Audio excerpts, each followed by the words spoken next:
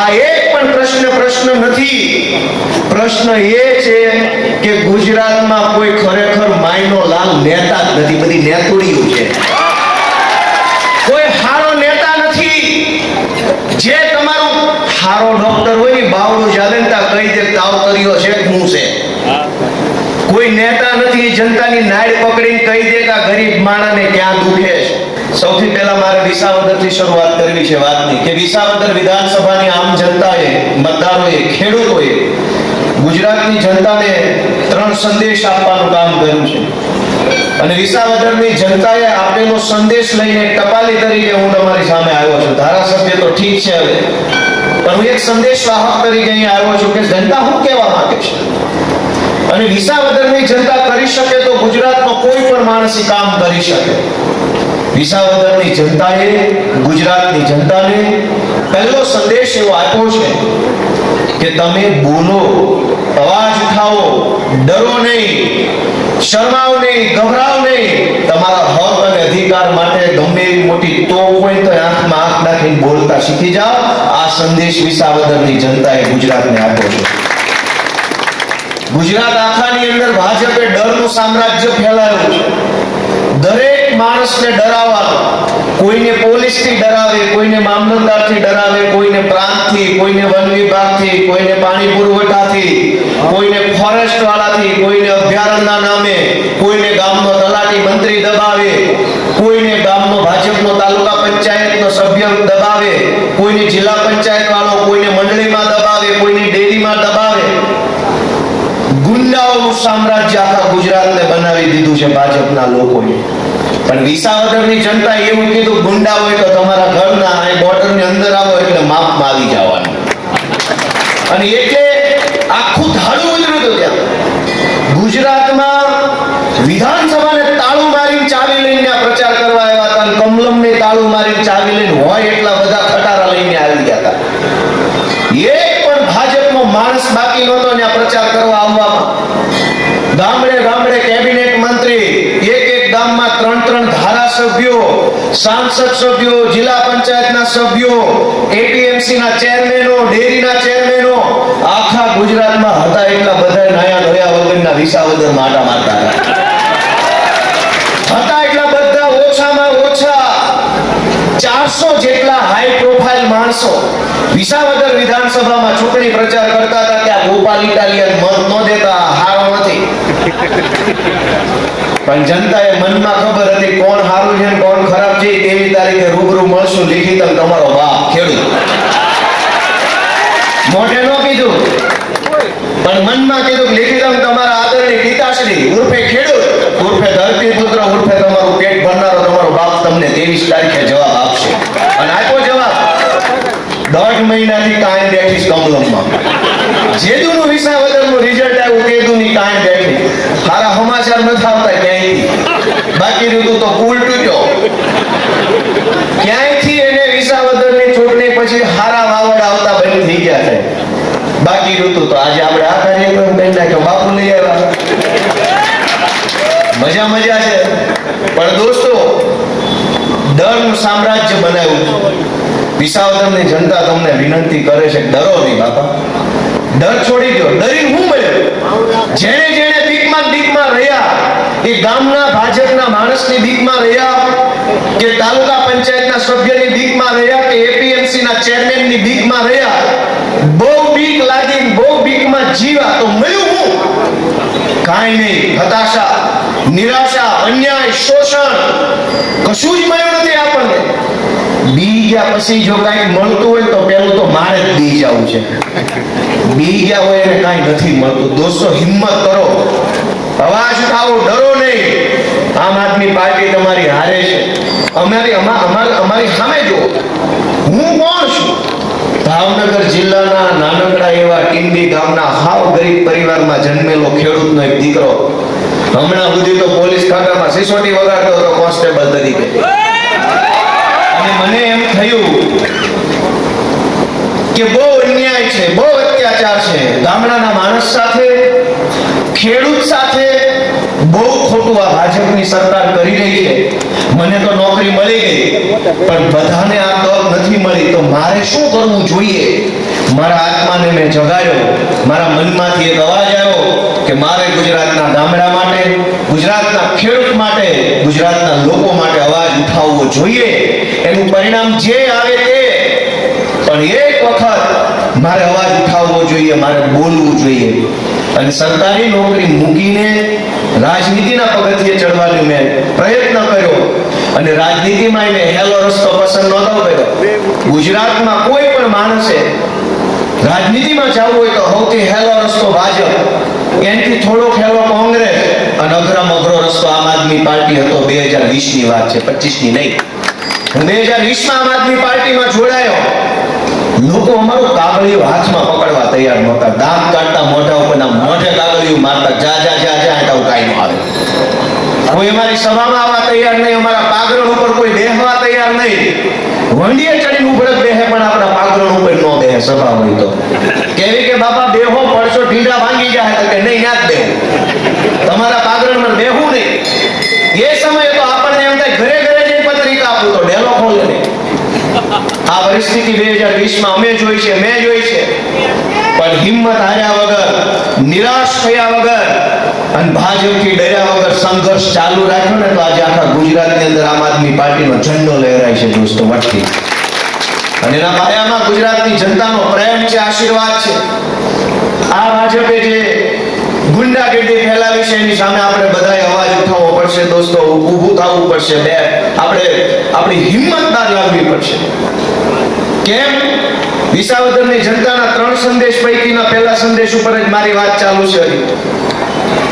કે સત્તા બળવાન નથી, સત્તામાં કોઈ તાકાત નથી, નેતામાં કોઈ તાકાત નથી, અધિકારીમાં કોઈ તાકાત નથી.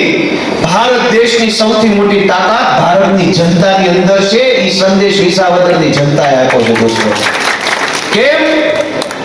કેમ કે 2017 ની સાલમાં ગુજરાતની વિધાનસભાએ મારી ઉપર પ્રતિબંધ મૂક્યો, વિધાનસભાના અધ્યક્ષે, કે ગોપાલ ઇટાલિયા ગુજરાતની વિધાનસભામાં પ્રવેશ નહીં કરી શકે.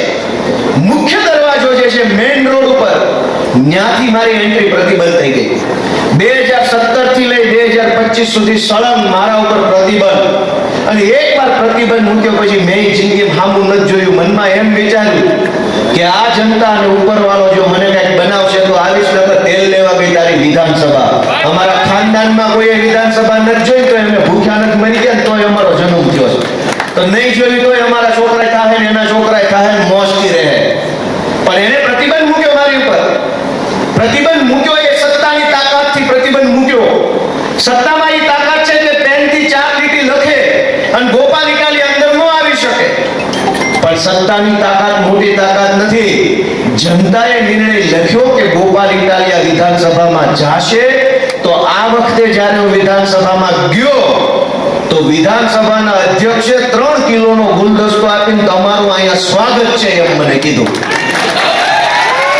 100-150 જેટલા મીડિયાના કેમેરા, 500 જેટલા પોલીસ વાળા, પ્રોટોકોલ અધિકારીઓ, વીવીઆઈપી માણસો, પાર્ટીનું વિશાળ કાર્યકર્તાઓનું સંગઠનનું પીઠબળ, જાણે કે સરકાર બદલાઈ ગઈ હોય ને એવા માહોલમાં ગોપાલભાઈની એન્ટ્રી વિધાનસભામાં થઈ. એ બતાવે છે કે સત્તાની તાકાત તમને 10 વર્ષ સુધી વિધાનસભામાં આવતા રોકી શકે, પણ જનતાની તાકાત તમને વાસ્તે ગાસ્તે વિધાનસભામાં મોકલી શકે. આ વાત મેં એટલા માટે કીધી કે તમે તમારી તાકાતને ઓળખો. નેતામાં દમ હોત તો હજુ ગોપાલ ઇટાલિયન અંદર નો આવવા દે. સરકાર આખીમાં તાકાત હોત તો હજુ મને અંદર નો આવવા દે. તાકાત જનતાની અંદર છે. જનતાએ કીધું કે ગોપાલ મારો છોકરો છે ને આવશે, તો એને વટથી મને સ્વીકારવો પડ્યો છે. ઈ તાકાત આપણી અંદર પણ છે, પણ આપણે આપણી તાકાત ભૂલી ગયા છીએ. આપણને એમ થઈ ગયું છે કે સત્તા આપણને આમ કરી નાખશે, ભાજપનો નેતા મારું આમ કરી નાખશે, અધિકારી મારું આમ કરી નાખશે. ડર છોડો. કશું જ ગુમાવવાનું નથી. આપણે કશું જ ગુમાવવાનું નથી. ગુમાવવાનો છે આપણો ડર, ગુમાવવાની છે આપણી હતાશા, ગુમાવવાની છે આપણી નિરાશા, ગુમાવવાની છે આપણી લાચારી. અને એકવાર લાચારીને ડર ગુમાવી દેશો તો તમારી પાસે બધું પામવાનું છે, મેળવવાનું છે ચારો તરફથી દોસ્તો. હું ગામડાની ચિંતા થાય છે મને. હું ગામડાના નાના ગામમાં જન્મેલો ઉછરેલો માણસ છું.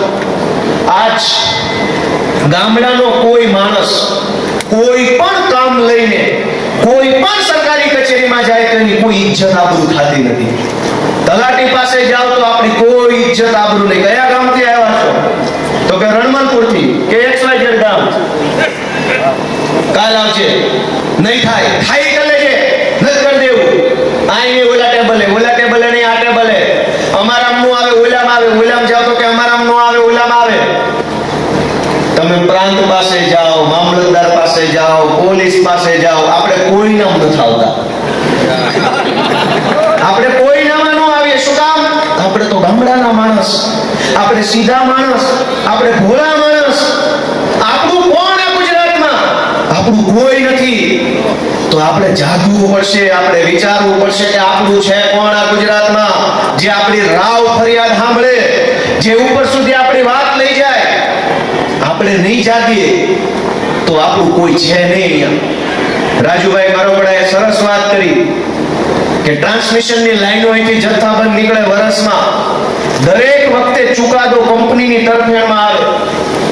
વાત એટલા પૂરતી મર્યાદિત નથી. તમે જુઓ કે ગામના બુટલેગરની ફરિયાદ કરો તો પોલીસ કોની તરફેણમાં હોય? ગામની તરફેણમાં, બુટલેગરની તરફેણમાં હોય. એવું કયો બુટલેગર ને છાવરવા વાળા કઈક એકાદા મોબાઈલમાં લાઈવ સાંભળતા છે, જરા કોખારો ખાઈ કયો કે બુટલેગર ની ફરિયાદ તમે કરો તો પોલીસ કોની બાજુ હોય? ગામની બાજુ કે બુટલેગરની બાજુ?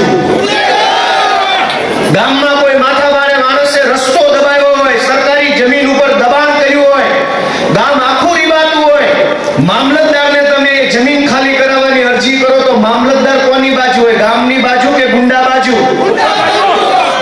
વાડીએ જવાનો રસ્તો કોઈ રોકી રાખ્યો હોય, પાણીનું વેણ રોકી રાખ્યું હોય, ખેડૂત હેરાન પરેશાન થાય, પ્રાંતમાં અરજી કરે તો પ્રાંત કોની બાજુ હોય? નિર્દોષ બાજુ હોય કે ગુંડાઓ બાજુ? ગામમાં કોઈ માણસ એમ કહે કે હું ગરીબ છું, 100 વારીઓ પ્લોટ આપો, મારા ઘરનું કઈ છાપરું બને તો બાળ બચ્ચાને શાંતિથી રાખું. એ ગરીબ માણસ 100 વારીઓ પ્લોટ માંગે. એ જ ગામમાં એક બીજા માણસે સરકારી જમીન પર બંગલો બનાવ્યો હોય. સરકારી તંત્ર કોની બાજુ હોય? ગરીબ 100 વારીઓ માંગનાર બાજુ હોય કે ગુંડા બંગલો બનાવનારા બાજુ હોય? તમે પોલીસ પાસે જાઓ તો પોલીસ ગુંડાની તરફેણ કરે, મામલતદાર પાસે જાઓ તો મામલતદાર નબળા માણસની તરફેણ કરે. તમારા ગામમાં અનાજ ટાઈમે ન મળતું હોય, અનાજમાં ગોટાળા થતા હોય, ઓછું આવતું હોય, ખરાબ આવતું હોય, 2 મહિનાના અંગૂઠા લઈને 1 મહિનાનું આવતું હોય, ફરિયાદ કરો. સરકારી તંત્ર તમારા તરફેણમાં નહીં હોય, ગુંડા અને ચોરની તરફેણમાં છે. ચાહે ગુજરાતમાં બળાત્કાર થાય, ડ્રગ્સ વેચાય, ખેડૂતોની જમીનો છે એને જેમ ભાવે લઈ લેવામાં આવે, કંપનીઓ થાંભલા નાખી જાય, કેનાલના નામે સંપાદન મફતમાં કરી જાય, ગમે એવી ઘટના બને, સરકારી તંત્ર હંમેશા ગુંડાના સપોર્ટમાં હશે, માથાભારે માણસના સપોર્ટમાં હશે, ભાજપના માણસોના સપોર્ટમાં હશે, આમ જનતાના સપોર્ટમાં સરકારનો એક પણ માણસ ક્યારે જોવા નહીં મળે. આ વાત સાચી છે કે ખોટી? દોસ્તો શું કરશું? ગમે એવા માણસો, મેં વિસાવદરમાં અવાજ ઉઠાવ્યો, આખું સરકારી તંત્ર અનાજ ચોરોની તરફેણમાં લાગી ગયું. આખું મામલતદાર, પ્રાંત, પીએસઆઈ બધા કોને બચાવતા હતા? ચોરને. જનતાની તરફેણમાં આજની આ સરકાર નથી દોસ્તો. એટલા માટે આપણે બધાએ આત્માને જગાડવો પડશે કે કાંઈક આ ભાજપની સરકારને મૂળિયા નખાવામાં આપણું તો ભેગે ભેગું કાંઈક અંદર ભૂલ નથી પડી ગઈ ને?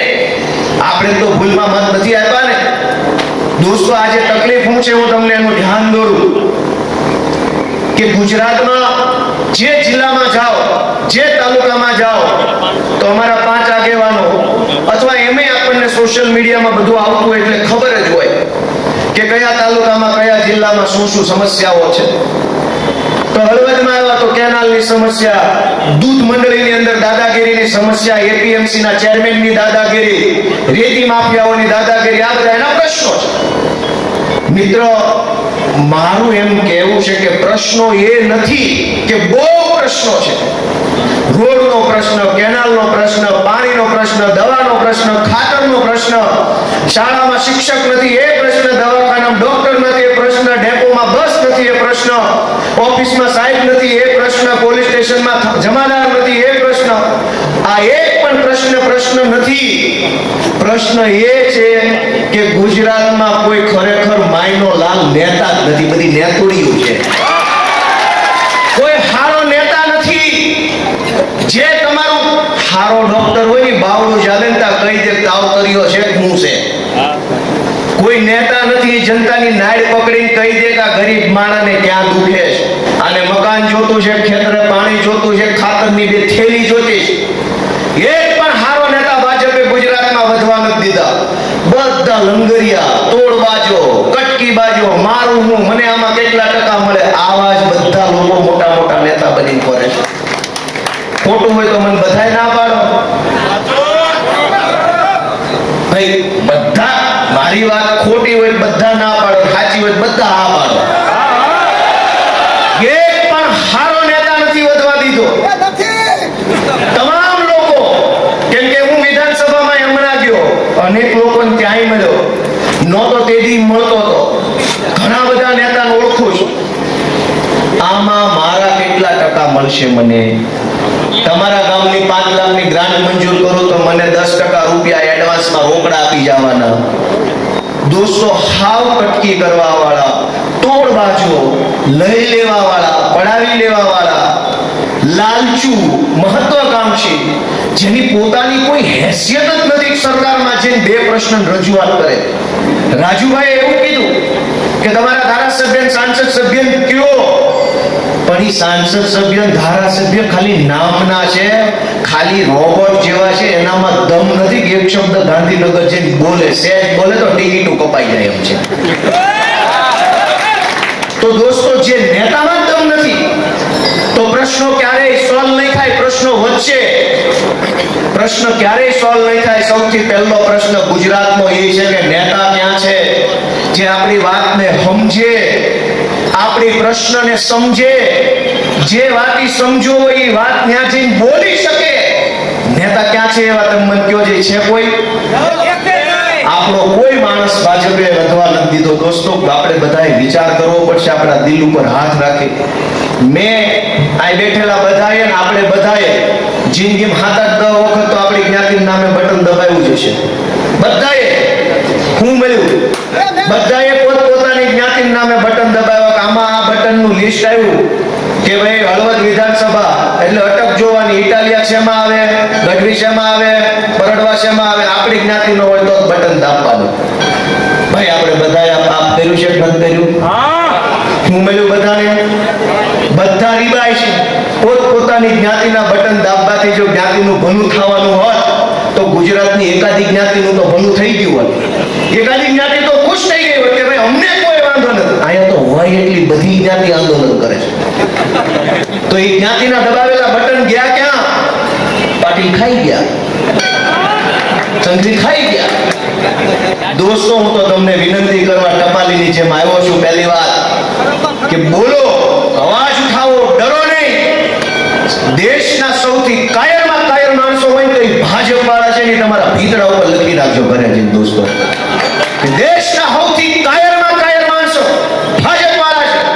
સત્તાની પાછળ છુપાઈને ભૂરી કરે છે.